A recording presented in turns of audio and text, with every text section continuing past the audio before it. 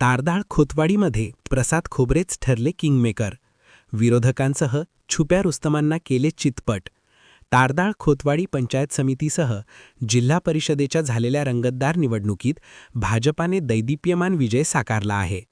सानिका आवाडे यांच्या विजयासाठी भाजपसह मित्रपक्षांनी विजयासाठी प्रयत्न केले.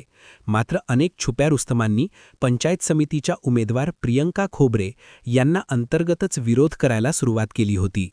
याची कुणकुण याकताच प्रसाद खोबरे यांनी रणनीती आखत अनेक फासे त्यांनी टाकले. त्यात ते यशस्वीही झाले. एकीकडे सानिका आवाडे यांना राज्यात उच्चांकी मतदान देण्यात ते यशस्वी झाले, तर त्यांच्या सूनबाई प्रियंका खोबरे यांना मताधिक्याने निवडून आणण्यात त्यांना यश मिळाले. त्यामुळे तारदाळ खोतवाडीसाठी ते किंगमेकरच्या भूमिकेत दिसून आले. जिल्हा परिषदेचे माजी सदस्य प्रसाद खोबरे यांनी तारदाळ खोतवाडी कोरोची या गावचे गेली 8 वर्ष प्रतिनिधित्व केले.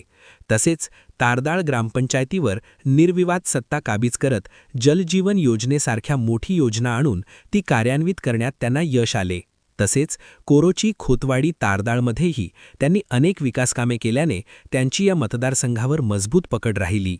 या विकासकामांच्या जोरावर त्यांनी जिल्हा परिषदेच्या निवडणुकीत उभा राहण्याचा निर्णय घेतला होता. मात्र भाजप पक्षाने आमदार राहुल आवाडे यांची कन्या सानिका आवाडे यांना कोरोची मतदारसंघातून उमेदवारी जाहीर केली. पक्षश्रेष्ठींचा आदेश मानून प्रसाद खोबरे यांनी आमदार राहुल आवाडे यांच्यासोबत राहून जिल्हा परिषदेच्या निवडणुकीत जोमाने काम केले. त्यामुळे राज्यामध्ये उच्चांकी व विक्रमी मतांनी सानिका आवाडे विजयी झाल्या.